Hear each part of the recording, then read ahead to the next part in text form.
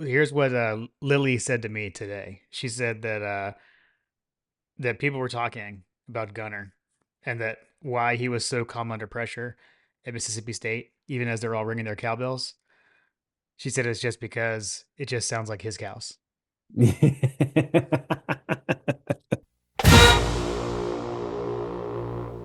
Welcome to My God a Podcast. I'm Jim Wood.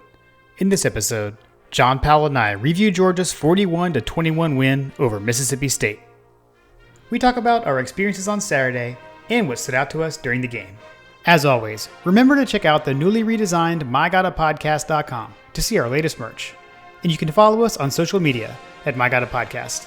Finally, if you need help with your website or your online presence, head over to workingwebmedia.com/dogs. Now, let's join the conversation in progress. Just like we predicted. And there's all kinds of things you can add into that one. Oh man. Yeah. We're back with the normal My God a Normal John. Podcast. Normal John. Shout out to replacement John. And shout out to Lily. Um I had multiple people reach out about the episode with Lily. I As think you should. my favorite was David Lee telling me that he was dying laughing at how many more times I said like than my teenage daughter. I thought that was really good. So shout out David Lee. Did any 6-7 things come up? Right. It's actually it's kind of funny that didn't happen because we do that all the time around the house. Yeah. So yeah, not sure how we managed to avoid that, but So whenever I have to say my phone number, which has a 6 and a 7 in it, no. um, my daughter is always like whenever we go to like Moe's or something that has the rewards number that's attached to it, whenever Yeah. I say my phone number, they're like, she goes, 6-7. it's out of it's out of control. It's out of control. It is out of Uh control. Shout out to Logan's wife, who is on the front lines. She had an epic shirt that said, "How many days should you read during the weekend?" And it said 6-7. nice. Nice. Uh but yes. Yeah, game definitely not as Just as I as predicted. as I we mean, I don't know about you, Jim. yeah, exactly. So you can just say anything.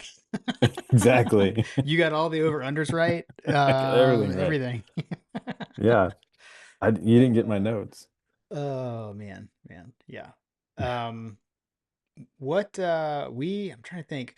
Oh, so we had to figure out like how to watch the game too. Oh yeah. With the whole thing because we are YouTube TV subscribers. So we actually ended up I waited till late because you could watch game day or I was able to watch game day just through the ESPN app Hmm. without like the whatever the new full subscription is called. We have ESPN Plus, but that still doesn't give you everything. But I don't know. Somehow so we were able to watch game day using that. That doesn't make But any sense. yeah. If you But then have when you get into ESPN the well, ESPN Plus, Plus only gives you the ESPN Plus content, which is basically anything that isn't on a network, isn't on one of their actual channels. okay. All right, Yeah, all it's right. like the extra stuff above that. So I ended up doing. We did the Sling Day Pass. So that's what John had recommended from his brother. From I think Michael had recommended that. Um, so we did that, and I did it like last minute. I I kind bet they of made so much waited. money on that. I'm sure. So we did the day pass with the ESPN plus like the sports package. So it was like I think $1 extra. But that way we got SEC Network. And so I waited until I think around 11 or so because it's 24 hours exactly. So I was trying to maximize having it Sunday morning so I could get up Mm. and watch SEC Nation or SEC Final. That's what I usually watch SEC Final Sunday morning and have coffee and was able to do that by doing it this way. So we made it. Okay. We made it through this weekend. Man, I hope they resolve it soon, or I think we're gonna kind of getting to my limit here before I need to change, go back to It cable or something. I don't know. what is well, I guess you can run through the matchup items with us because I don't recall. Isn't is the game on ESPN or is it on ABC? The next game, Yeah, Texas is on ABC. Okay. Yeah, Texas is on ABC, so it won't be an issue this weekend. All Although, right. So you'll be good. right, right, I'll have to set up the manual DVR in our house over the antenna. But at any rate, yeah, not an issue for this game. Although I'll be there, so but not the whole family's going, so we'll figure that out Hmm. On the next episode. on the next episode. Yes, we can discuss it on the next episode. But yeah, so we were able to watch. We did the porch setup, sat out there on the porch and watched the game. Had our bean dip, had all the things. So generally, it was a good watching environment. A friend of Lily's came over, and we told her that she has to come over for every game. She was like, "Does Georgia always play like this?" And Yeah, we're like, seriously. we're like, "No." Yeah. She's like, "Oh, so I have to come over for all the games." Yeah, seriously. She's the So good luck charm. yeah, so that was fun. That was fun. Um, That it was good weather, as I recall, because that was about 40 degrees ago. oh, I know, right? Yeah, it's freezing today. It was great. It was nice. That As Saturday, it of got like hot by the end of the day. yeah, yeah, as of recording, it was flurrying today. It snowed here today too. Kim and Lily went to the grocery store, I don't know, like 5:30 or something today, and they said it was snowing while they were there. So Yeah, yeah, dude. Yeah, it's mind-boggling to me. There's going to be like a 30, 40 degree temperature swing down, and then there's going to be a 40, 50 degree temperature swing up in the next few days. yeah, yeah, it is crazy. Everybody's going to be sick by the end of this month. So shout out to all the moms getting ready for Thanksgiving. Yeah, yeah. Um, and apparently it was like hot in Starkville. Kirby was talking Okay. about that with conditioning that it was hot. So Okay. that it was I guess whatever hotter than they've been used to. So Hunter is always telling us how it's not fall down in yeah, Mississippi. true. And I've always heard that Starkville's, super hot during the summer, so I guess that makes sense. Yeah, yeah. Um, I don't know, man. This game, it was like, I guess, fast start or so. Oh, because it kind of wasn't. I think, I guess, probably by midway for this through the second quarter, we were rolling, but Jim, it Jim, took us a little bit to get going. Jim, Yeah, yeah. 38 unanswered points. Oh, that part was amazing. But I'm talking about the beginning of the game where, I mean, dude, go back and look at like the text and go back and look at the timeline when Mississippi State took the opening kickoff, marched down the field, including like a 3rd and 11 conversion and scored. So I'm just saying, like at that moment, it's like, oh my gosh, here we go again. We can't stop anybody. And then, as you said, I can't then we remember, just was I went. was I going down the rabbit hole on that one with you guys? Because I know that like my Saturday was a little chaotic. So I was running around and was listening to things on the radio, and I was seeing all the text messages and wasn't responding because I was doing stuff. Yeah, no, not. I don't think so. Okay. Um, it generally kind of died down. Well, because it changed fairly quickly. Although, I mean, so they score, what we get to field goal, but then we fumble, right? So like at that uh, point, like the way it started was kind of like, what's going on? And then we just poured it on from there. I do remember asking like who the heck fumbled. Yes, yes, yeah. And then I was like, the unofficial official. Unfortunately, although as we've discussed, definitely looked like he was Dude, he was down. down. I Oh my think. gosh. Like I was listening to the radio and they were very convinced that he was down. And then saw Twitter. And Twitter was like unconvinced. But then when I laid eyes on the replay, I remember texting you guys after I finally had a chance to like catch up on the first half. Yeah, So I watched basically all of the second half. I was kind of caught up like somewhat through watching or listening on the radio. And so when I at the end of the evening, I went back and was watching the first half. I was like, what did I miss? So then I saw that replay and I was like, oh my gosh, he's down. yeah, right. I text messaged you guys. I was like, this is ridiculous. Yeah. Um, yeah, no, he was definitely down. His shin was down. I don't understand how that call gets overturned, but I guess it's like one of those perfect plays where it's, the call on the field is the crucial component. So, I think so. I think so. um, so they ruled it a fumble, and so it was. Yeah. Yeah. Yeah. But as it turns out, unlike some other SEC teams, when you fumble on the goal line, we actually were able to recover. Yes. I mean, you're allowed to do that? Yeah, you're allowed to actually like put up a fight after you fumble. So, And we just got it right um, back, right? We caused them to fumble. So, yeah, yeah, that was fortuitous. yeah.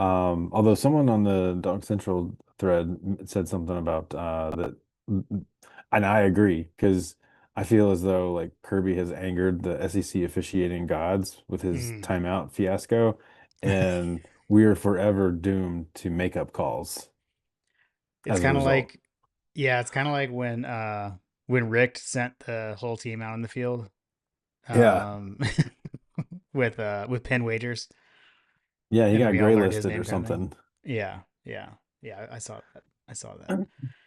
Um, Um, but yeah, I mean, they stormed down the field and didn't score any points until garbage time, basically. yeah. I mean, it was like we flipped a switch or something at that point. Hmm.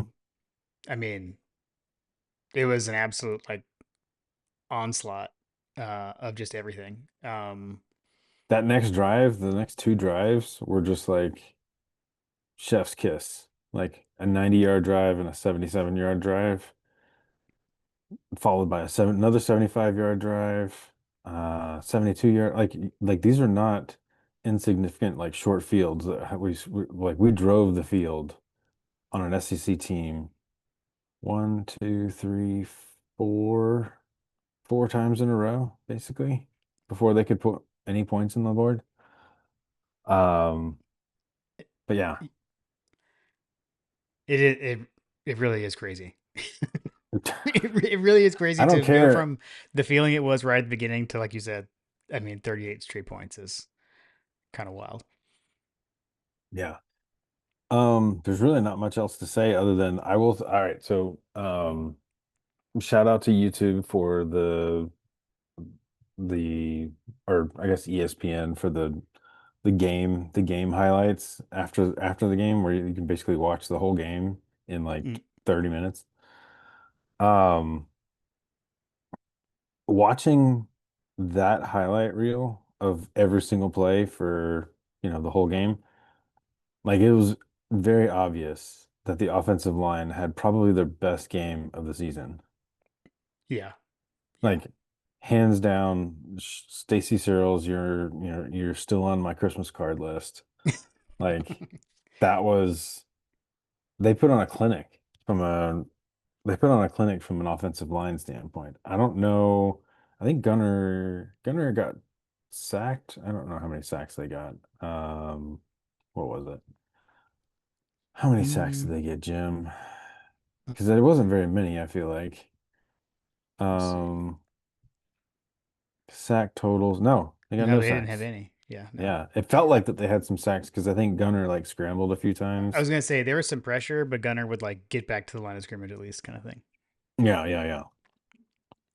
Yeah, Um, but I mean, 518 total yards of offense. yeah. Um, And we got wait, pressure on defense. wait, no, that's not right. Hold on. Yeah, we got pressure on defense. Um, yeah, just overall an absolute shellacking. I mean, I think we had 300 yards rushing as well, which is just another like, wait, what? Where'd Yeah, that come dude. from? I mean, that was the thing. Like it was 567 yards of yeah. total offense. Yeah, I mean, it felt like we could do whatever we wanted on the ground. I Hmm. mean, I'm not, obviously like not every play or whatever was a home run, but holy moly, like how about Nate Frazier, man? I mean, what a game that was a 181 yards or something like that, I think I saw. yeah, and so I mean that was a it was a career high and like everything for him. Yeah. Um, that was sweet to see. That was sweet to see, and even like he broke the one long run off, and then dives for the pylon, but had stepped out. And then is in a similar situation, fast forward a little bit later on his long touchdown run where he got in. And, they tried to get him inside the 10 and he's able to keep his balance, kind of like, it kind of reminded me of like what Sony used to do. Like Sony, Michelle always had like great, I would say like body control and like balance. Looked a bit like that for him to finish that off and make it into the end zone was pretty sweet.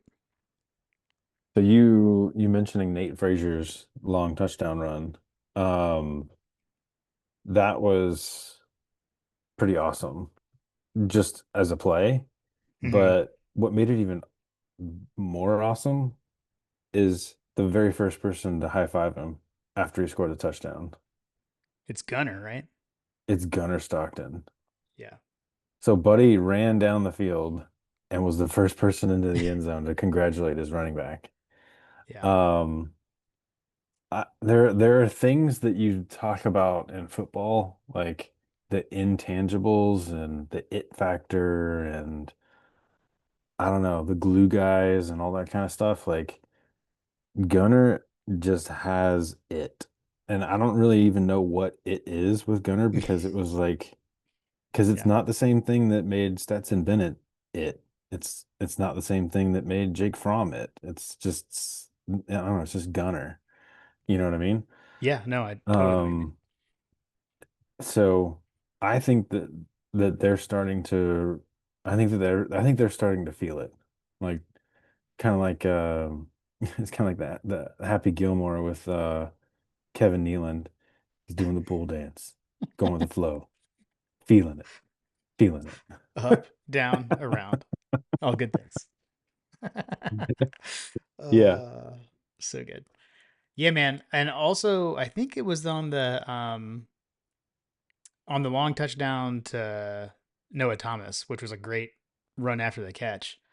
On that one too, and someone, I think it was Brooks Austin. Someone had like a was like analyzing it because he took a shot on that throw, by the way, because he kind of like rolls out to the right. He kind of Which takes throw? off the touchdown pass to Noah Thomas. So Thomas. Okay. Gunner is like running towards the line. And so like they think he's about to take off. And then he throws it like right before he got to the line of scrimmage. And he gets hit like in the hip. He gets hit pretty hard and falls Hmm. down. And if you and like I think it was Brooks. He's like zoomed out, went to the wide camera angle, and you can see Gunner. I mean, he gets hit, and then he just like pops up and just starts running down the field like chasing Noah Thomas, and he gets and even that one too. Like, I mean, he may not have been the first person to get to him, but he was like the second or third. I mean, Mm. he's running down the field and celebrating with these guys, like all of them. It's pretty awesome. But Yeah. that one, it was He's like, how did he get it from that hit and run down there so fast? he just bounced right up. He's an Yeah, athletic dude, man. He's gotten himself out of some problems. Like he's just like everything we didn't have last year, for lack of a better description in the pocket. Um, yeah, he doesn't take a lot of risks. I mean, you say that, but like he doesn't make bad decisions when he's taking risks, I guess is what I should say. sure. I think, I can't really fault very many of his throws. I mean, there's a couple of throws here and there where you're like, ah man, that went high, or man, he just missed that deep ball, but like you can't really fault him too much on pretty much anything. I mean, even like the Florida interception is because it went off in Noah Thomas's hands. right. And he's sticking with his guys. He comes right back, you know, next game and boom, like he's throwing touchdown passes, which by the way, Noah Thomas looked like a drunken giraffe running around out there to the end zone. Dude, he was He weaving, was weaving, he's grooving. like kind of tripping a little bit, like the uh young buck is finding his legs. Yeah, it's been great to see him. Come on, I mean, we're down Colby Young. We needed someone to step up, and he's been playing well. He's been playing well. He's Um, been playing well. Zachariah Branch is can we please like make some praise for Zachariah Branch? oh, nice, dude. The greatest, Seriously, that's a great nickname. that is great. The I mean, the screen to Zachariah Branch is awesome. He can also catch it in traffic. Uh, And then he also he had like a double celebration on this touchdown. So he did his Ronaldo thing like he always does. And Mm. then before he left, he and Dylan Bell did I guess they have a handshake or something. They did their handshake and then they stood back to back, like with their guns up, like in like Bond or something. Oh Um, man. Did you so get that? Did you get that?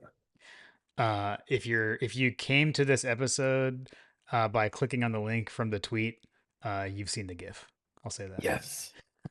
You gotta text it to me. I will. I will. Um, yeah, so that was pretty sweet, man. That was pretty sweet. We That is also like I gotta say on that note, after mentioning a Zachariah Branch screen, we also saw another like fake the screen and somebody goes deep again. Like I just love the way Bobo is using that now. well, Now you because don't. it's so y- deadly. It's like It is you don't know what the hell's going on. exactly now you don't know what's gonna happen, right? Are they gonna throw the screen? Are they gonna fake the screen? And like so you're damned if you do, damned if you don't, right? I mean, like you're either gonna get into Branch and he's gonna get into space, or um, I don't know, man. The things are clicking there. The downfield blocking on that stuff too, phenomenal. It's been This pretty was awesome. not the game for the Bobo haters. No, it was not. This was It this was was not. not the game for them.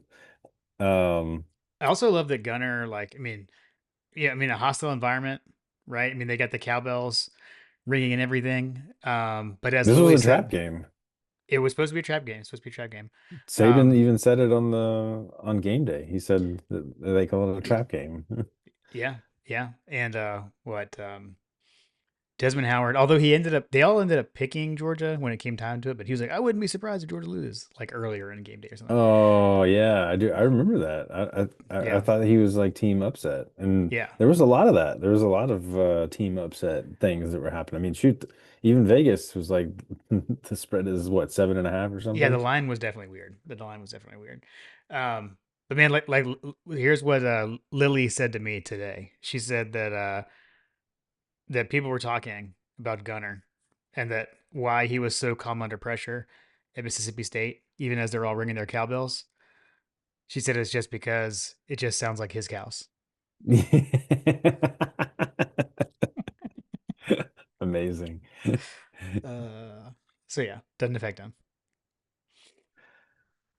Yeah, man. Okay, so a couple other things I'm going to talk about. So, how about like, I mean, I think I think CJ Allen had a great game. KJ Bolden had a good game. Yep. Uh, Raylan Wilson had a 1.5 sack, but like you say all of that with the exception of like a handful of guys, which CJ Allen just seems like he's always going to be involved in anything with the defense because he's starting to get more and more comparisons to Smith, Hmm. which I wouldn't necessarily go that far, Yeah, but we're not there yet, but he's yeah. showing some qualities at times. He's definitely shown some qualities. Like some of the stuff that they showed on the broadcast were like, yeah, that looks like something that Roquan would do for sure. But like the no-name defense is starting to come out. Mm. I started to see a little bit of the fire. I feel like just overall the team is showing fire, passion, and energy because you've got the defense swarming to the ball. You've got the offense seems like that they're all gelling. You got the offensive line, seems like it's gelling. I mean, the defensive line continues to be a question mark because, I mean, frankly, just injuries and inconsistencies. Yeah, Which it's not hard. It's not like anything to belittle, but like the injuries are a big component of that. yeah, Um, Losing Jordan Hall really sucked, but like at the same time, they went on the road, an SEC opponent. It's hard to play on the road in the SEC, and they only gave up 7 points through what, three quarters? yeah, yeah. That's right. So you get into by that time that we had kind of gotten into garbage time. And we gave up a couple of garbage time touchdowns, which I was kind of bummed about. I wanted to see a 50 burger, and I wanted to see us only give up 7 points and have everybody shut up about it. Okay, Because at so the end of the day, like we're not talking about this isn't a losing bottom of the barrel, SEC team. This is a team that's probably going to be going to a bowl game. Yeah, I mean they only have to win one more game to be bowl eligible. Right. That their second touchdown was in the third quarter. There was like 5 minutes left in the third quarter, but Okay. it was 38-7 when they scored to make it 38-14. So, Right. Right. Right. Right. um, but yeah, no, I'm with you. I agree. I mean, honestly, too, I will say this. Um, while Mississippi State did come out and score on their opening drive, it still felt different. Like right off the bat, like first play of the game, we brought a blitz and we got pressure. Like first play of the game. Now he was able to get away, but that looked different right there. I was like, oh man, like we dialed something up and we couldn't get home, so like that was frustrating. But then we did get home, as the game went on. Hmm. We had the 3 sacks plus the Gabe Harris that was I think it was an incomplete pass, but near sack. And I mean that took Shapen out of the game. He didn't come back after that. That was a heck of a hit. That was a heck of a Which hit. I'll say that their backup quarterback, which good grief. What Kirby Smart and backup quarterbacks. I feel like that the backup quarterback did better, but it's hard to tell because it was in garbage time by that point. So, Right, as we right. like to say, there's a reason that he's not out there on the ongoing basis. But Yep. um, I mean, he ended up being 6 of 10, I think. Um, Yeah, I mean, he but looked good. I mean, I guess he's kind of the change of pace guy. Like, I mean, they brought him on the first he drive. was their rushing leader. He was their passing leader. Like, Yeah, and he only came in the third quarter. yeah. I mean, he scored their first touchdown, but that was kind of like we're going to bring in the backup to run Oh, a okay. quarterback run kind of thing. Yeah. I didn't see But that. yeah, and then there was another spot. There was another time where he came in like for a couple of plays and they took him out, and you could see in the broadcast he was frustrated when they told him to Ooh, come back to the sideline. He's kind of like, shades of he who shall not be named. right, right. Um, yeah. Okay, I'm gonna also throw out a conspiracy theory. Okay. Um, I feel like that there was a Michael Jordan moment after the first couple of plays, Mississippi State. A fellow by the name of Anthony Evans Mm, caught a ball and turned around and was jawing at his former teammates. yeah. I feel like that they said, "Not today, not today, Satan." Yeah. No, the Jordan is and I took that personally. And I took that personally. Exactly. And I mean, I'm telling you, man, they did like the way because They threw him to the ground. there was a couple of times there was like one was Dalen Everett, uh, had a pass breakup where he hit him and he dropped it. And then there's another one where a screen something like that. And then yeah, I mean KJ Bolden like I mean he like threw him to the ground. Hmm. It wasn't like a normal tackle. Yeah, Um, there's definitely some feelings behind it. Yeah. Now Um, they all took a picture together after the game. I will say that. But I think in the heat of the battle during the game, 100%. I think it's easier to be humble about a big win than it is to be talking trash early in the game. Like, Yeah. yeah, Yeah. yeah. I think even Jordan said something about that. Like, you're gonna talk trash, you better talk trash the whole game. um I think the other thing that I wanted to make sure we hit on was well I guess a couple of things. One I guess I'll start with their decision. And I think you actually texted this like they should have kicked a field goal when it was 17-7. So they were in field goal range, 17-7. They opt to go for it on fourth down. We stop them. I mean, I guess that allowed us to absolutely dominate the middle eight. So we go down, we score before halftime on the touchdown pass to Zachariah Branch. Hmm. Then they basically, I think they ended up taking a knee after we had them in some negative yard situations to go to half. Then we get the ball, start the third quarter, 75-yard touchdown drive. So they went from down 17-7 to down 31-7 in a hurry. Real I don't quick. know. It feels like getting to a potential one score game there, 17-10. Probably would have been the better move, but at the end of the day, probably doesn't matter. But I thought it was odd. Jim, as you like to say, chasing points. They were Mm, chasing points. yeah, yeah, very true. The other one was the fact that Kirby did the he.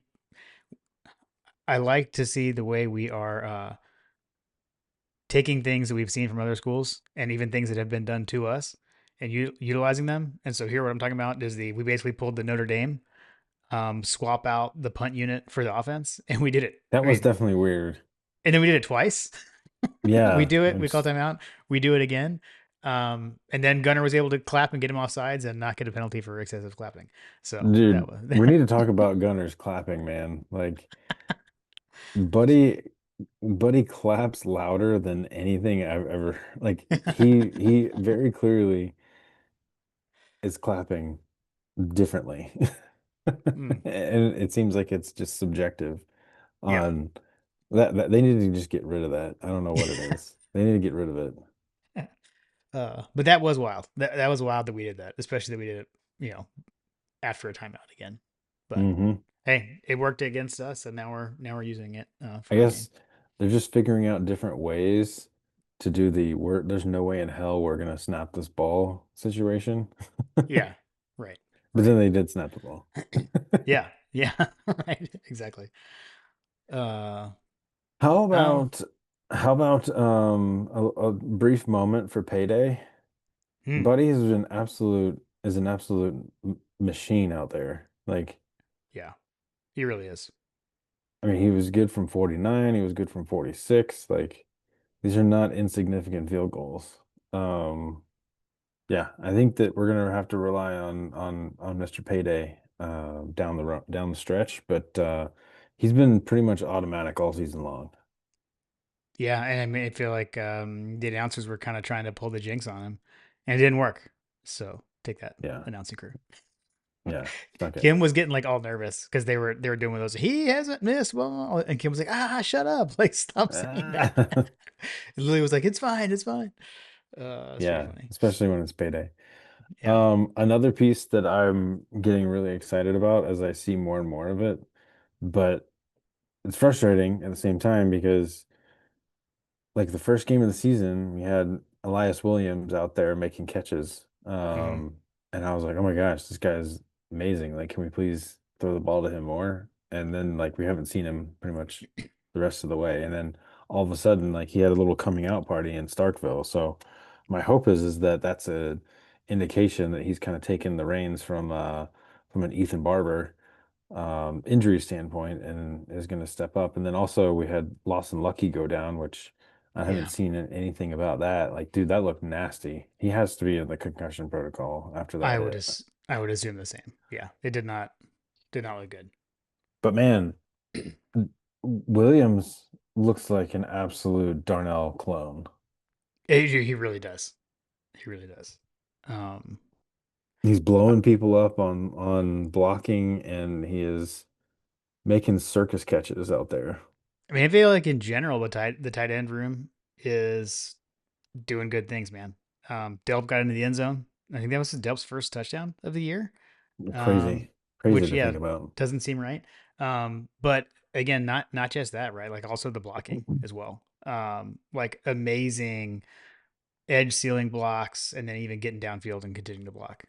So I think Todd Hartley is earning his paycheck there with these guys. Yeah, and Mike Bobo called a great game. I feel like the play calls were so nice. Was it Noah Thomas's touchdown that was like just like it was just like a chef's kiss play? Yeah, I mean, that play was great. It I was can't a great remember play. who it was that I saw that did the write up on that, but it was like there was a lot of window dressing and stuff like that that Yeah, like yeah, got players out of position and put the defense in conflict, and then Noah Thomas just comes across the field and just like boom. yep, yep, yep. Keep it up, man. I tell you what, if that Georgia team shows up every game, if that Georgia team showed up against Alabama, like I have a feeling that we're having a different conversation about the season and people are having a different sentiment about the UGA program overall. But if that and that's fine. And maybe this is, I don't know, I hesitate to use the word manufactured adversity, but or long con. Right, right. Um, but maybe there's something to warrant for some of that because now you're sitting in a situation where there's a lot more strategic approaches to how you run your season. So, um, I don't know. Yeah. There's certainly an argument to be made about peaking at the right time, kind of like in the NCAA basketball tournament where you're peaking at the right moments. Mm, We're late in the season now. Pretty much, I believe, would clinch a CFP berth with a victory over Texas. Um, because then you set up for, even if we lost to Georgia Tech, knock on ugh, wood, ugh, ugh. if something like that were to happen, like you'd still be in the CFP. Right. I'm Not gonna. even not playing in the SEC championship game. Obviously would prefer to win out and have a home game in Sanford Stadium. So Yeah, yeah. I mean, we need help to get to Atlanta at this point. But I'm with you. I'm with you. That number yeah, five but like seed at the looks same pretty nice. time, like it's weird. Like, and Josh, like this is where I'm gonna get mad at you about having this playoff situation. But like it doesn't freaking matter. Like I don't even care. No, I think we are in a better spot at the five seed, not having and getting a de facto bye by skipping the SEC championship game and hosting a home playoff game as a five seed. I think that is advantageous, especially after we saw how the playoff went last year.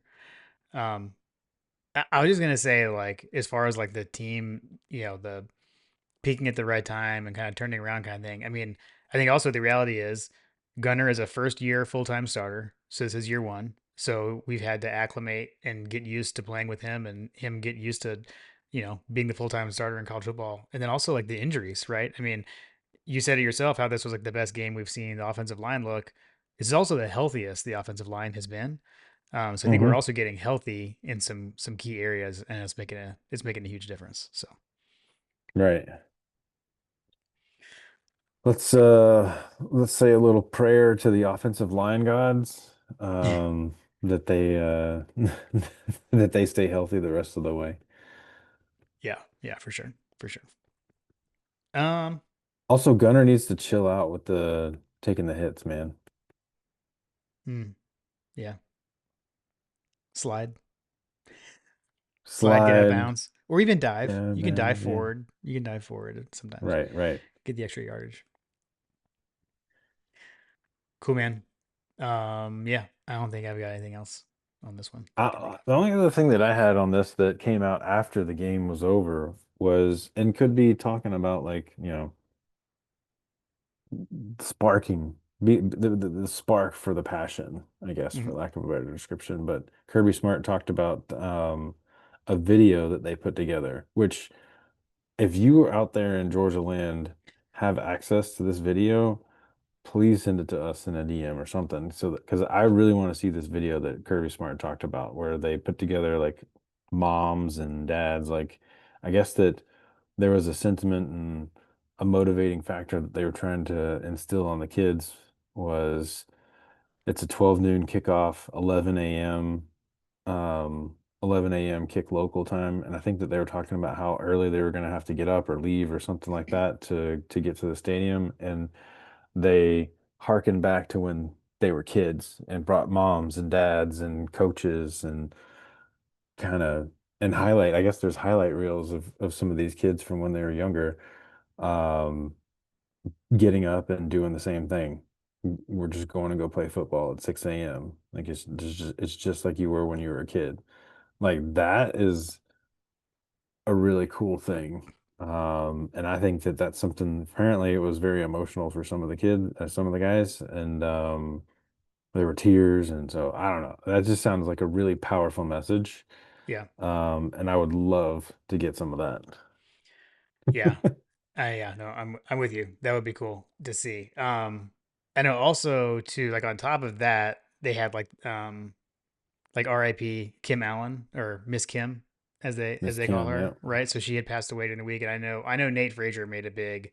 He talked about that a lot, like dedicating his game to Miss Kim. And I think Kirby said the team dedicated the game Camp, who had worked at like at Budsmere with them. So Hmm. um, I'm sure that contributed to that emotional factor as well. Yeah. Yeah. Um. Yeah, man. I don't know. I didn't watch a ton of other games. Um. Yeah, I did. I caught the end of the Iowa Oregon game. The other SEC games, I guess Vanderbilt Auburn was probably the best one. Yeah, um. so I didn't really watch a whole lot of football, obviously, because I could barely watch ours. But a couple of the games I did watch, I think wasn't it Alabama LSU this past weekend? Yeah, that was at night, and it Uh, wasn't a super It great wasn't it game. wasn't great, yeah. Yeah. But Carter Carter wanted to go to the driving range at some point. I think it was I think they closed at 8, and so he and I left at like 7. We basically had like 45 minutes of actual like range time. Hmm. And then we went into and did a putting competition like well after they were supposed to have closed, and then they eventually closed. But anyway, while we were there, I didn't think anything of the Auburn Vandy game. I was like, this game's over. And then I kind of walked away and we went to the range. And then as I was getting the balls from the range guy and they were in there watching the Auburn and Vandy game, I was like, wait, that game's still on? And like they were like glued to the TV and I was like, oh my gosh, what is going on? So I Yeah. opened I opened my phone while Carter was hitting balls and I'm like hooting and hollering. I'm like, oh my gosh, yeah. Like, and Carter's like, dude, chill.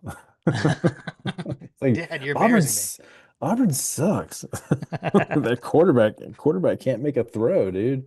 Like that was uh, probably one of the worst endings of quarterback play I think I've ever seen. Like he took too long in the pocket, was throwing balls away way over people's heads. Like, dude, Vandy should have lost that game, and they're just surviving. And I think that that game may actually like be one of the catalysts that puts them into the CFP, which just is makes me sick to my stomach because I just don't think that they're that good. I will say you missed the end of a regulation. It sounds like Vandy should have won in regulation, Mm, actually. So I will say okay, that. Yeah, what happened? they went for it. They went for it on fourth down when they could have just like ended the game. It was one of those like you're trying to end the game. I think it was tied, and they could have kicked a field goal to win it, and they went for it instead, and ended What? up going to overtime. Yeah, yeah, Oh man, I guess I need to go back and check that out. Well, part of the yeah, game that I saw was just like, oh my gosh, like I can't believe they squib kicked it. Like there's like a yeah. squib kick that was involved at some point, and I was like, oh my gosh, they clearly did not watch Mark Richt against, Right, was it right. Michigan State, if I remember correctly? Our scoop kicking issues. Yeah. I was like Georgia Tech actually one time, but I um, thought there was one where we squib kicked it in a bowl game and they came back and kicked a field goal or something like that. that I think was Michigan State, but we also did it at home against Georgia Tech in Nice. 2014, I think. Sounds about Um, right. but yeah, and like I'm forgetting. I was just gonna say Brad Guzan because I always say Clark Lee looks like Brad Guzan. Um, He does. he was saying like that's what we do, like that's how we coach, etc. I will say like Pavia I think had the first down. He actually said that he cramped. He like kind of stumbled because he like ran on a keeper and he like kind of stumbled and didn't get it. But Mm. um, yeah, I mean honestly that was probably the best game in the SEC. Um, Hmm. It was a good so game. yeah, yeah. Oh, let's hit. I know. Like John, someone named John made picks. You didn't. I've taken a slight lead in coaches over unders. Shenanigans. I've taken a slight lead. But you're pulling. Or no, sorry, no. And then we're tied in the pick'em games. But we're still very close, and we're within like two picks of each other. Um, so shout out Coach Drill. Thanks for sending those in, tracking them every week, and then shout out for John for making picks for John. Yes. That's right. Thank you for the officially unofficial uh over under picks. Too good. Too good. All right, you got anything else on the weekend, JP? Nothing else from me, man. Just a lot going on, and sorry I missed. Oh, good man. Like I said, like I said in the opening of the preview, we just invoked the John for John clause that we had always joked about may happen at some point, and then I had a lot of fun um, with Lily, so we had a good that was cool, that was fun, and Shout out Lily.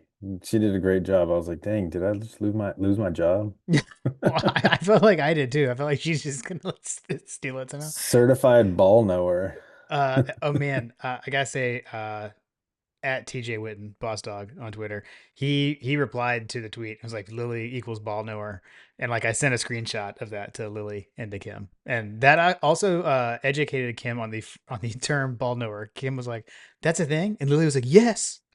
Yes, mom. it's it's great. So that was pretty funny. Uh, cool man. Yeah, she did a great job. Maybe we should carve out a Lily's, I don't know, Lily's corner or something. uh, Certified ball knower segment. Yes, yes. Too good. I like it. I think it has potential. How do we move this in? We're gonna have to put some eyes, we're gonna have to put glasses on Put glasses on. it. Too good. All right. Well, we've got Bevo and the Fighting Stakes coming into town. Yes. Um, and they're on deck. So until then, go dogs.